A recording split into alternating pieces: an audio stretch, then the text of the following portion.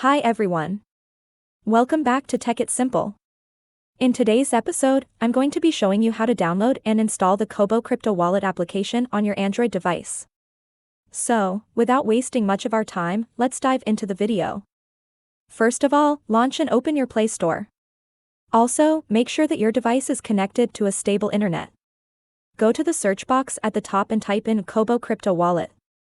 Once you come across the search results displayed on the screen, look for this application from Cobo Limited and tap on Install to begin downloading the application for your Android phone.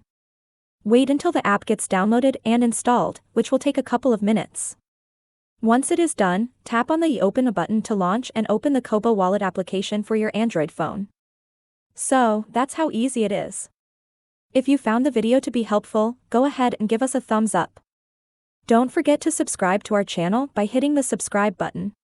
Also, press on the bell icon so that you'll never miss another upcoming upload from us. I will be back again with the next video. Goodbye. Till then.